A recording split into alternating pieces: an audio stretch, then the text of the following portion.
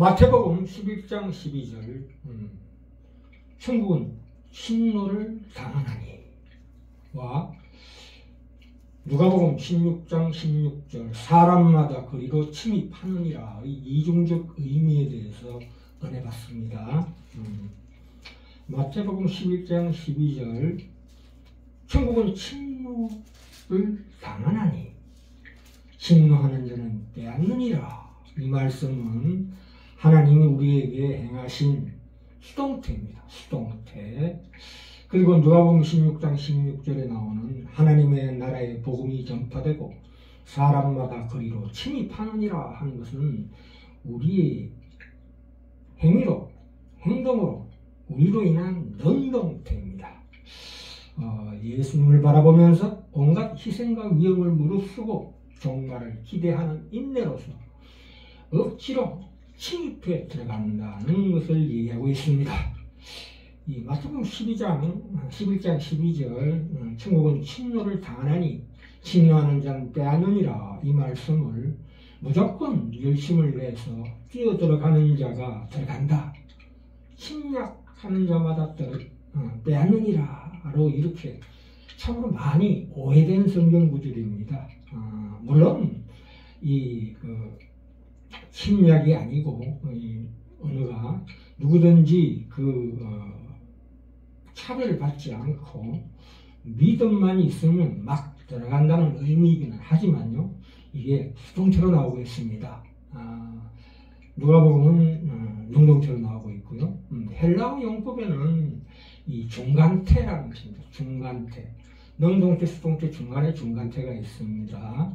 그 용법이 능동태 또는 수동태가 때에 따라서는 능동태로 해석이 되는 것이고 때에 따라서는 수동태로 해석이 되는 것입니다. 이게 무슨 뜻이냐 하면 우리가 예수를 믿어서 구원을 얻는다 할 때에 그 믿음이라는 것이 내가 시체였고 장님이었을 때에 하나님께서 나를 찾아오셔서 그러니까 내 믿음의 근거, 조건으로서가 아니라 결과로서 우리를 살려주시고 눈뜨게 해주신 데가 비로소 내가 예수를 내 구주로 믿고 영접했기 때문에 내가 예수를 믿어서 구원을 받았다는 것이 성립되는 것과 유사한 것입니다.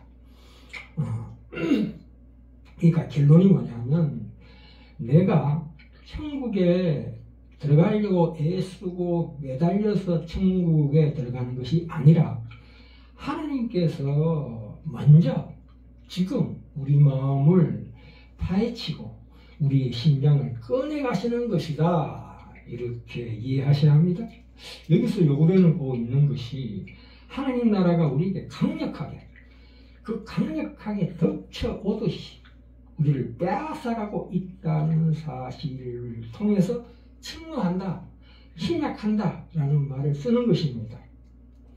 하나님께 속해가는 영적인 전쟁이거든요. 이 전쟁으로 되기 때문에 침노나 침략이라는 말을 씁니다. 그래서 이 영적인 전쟁은 중간지대가 없습니다. 우리가 하나님 나라와 세상을 동시에 두 곳을 동시에 가거나 서 있지 못한다는 말씀이십니다.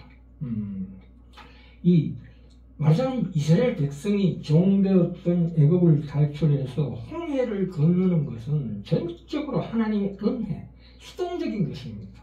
나는 이제 가나안에 들어가는 것은 우리의 전적인 말하자면 능동태로 해야 된다. 그 결단이 반드시 필요하다는 사실입니다. 자, 누가복음 이 말씀하고 연결되는 말씀이 누가복음 9장 57절부터 62절까지인데 우리가 하나님 나라를 각오하고 온 것이 아니고 잡혀왔다 이겁니다.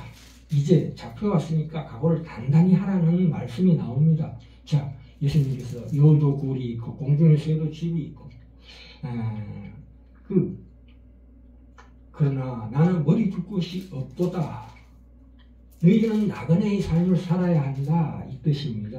우리가 세상을 살면서 늘 어려운 일을 당할 때마다 그건 당연하다고 생각하셔야 합니다. 그렇다고 우리가 가는 길이 막막하고 망망한 길이 아니고 하나님의 초대를 받고 약속받고 가는 길이라는 것을 반드시 명심해야 합니다. 이 누가복음 6장 57절부터 52절까지는 굉장히 심각한 경우입니다. 이것을 보고 이단처럼 부모 자식 아내 남편을 다 버리고 하나님만 따르라는 얘기가 절대 아니라는 것을 다 이해하시죠. 하나님 나라에 입국하는 데 필요한 이걸 위해서는 반드시 이런 결단이 필요하다는 것이에요. 자, 60절 볼까요? 가라사대 죽은 자들로 자기 죽은 자들을 장사하게 하라. 뭐라고 물었습니까? 질문이 세 가지가 나오는데요.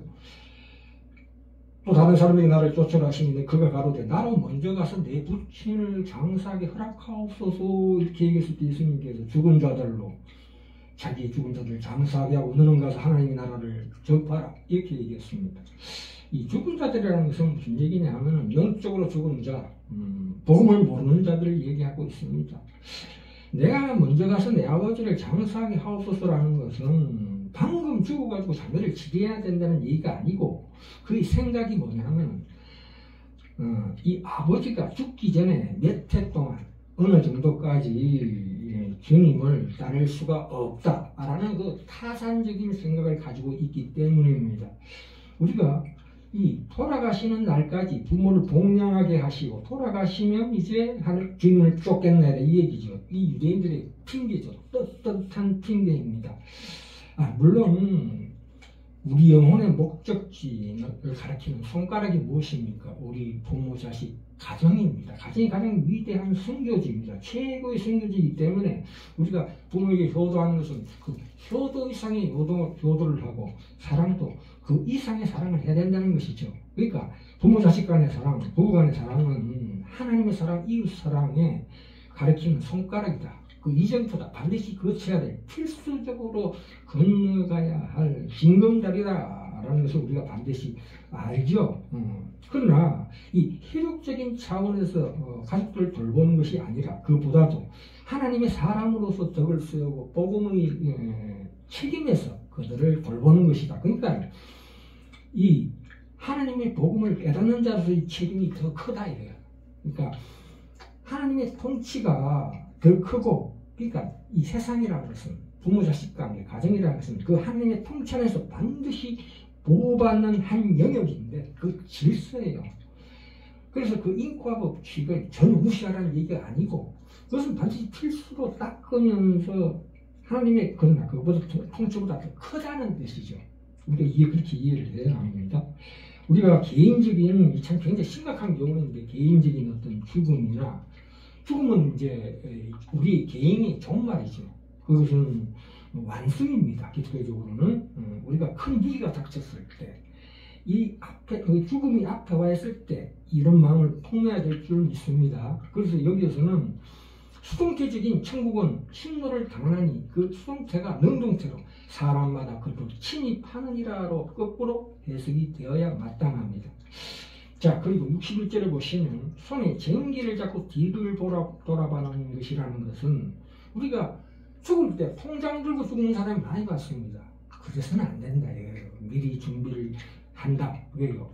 예수 그리스도를 쫓으려면 세상과 전혀 다른 길로 가야 된다.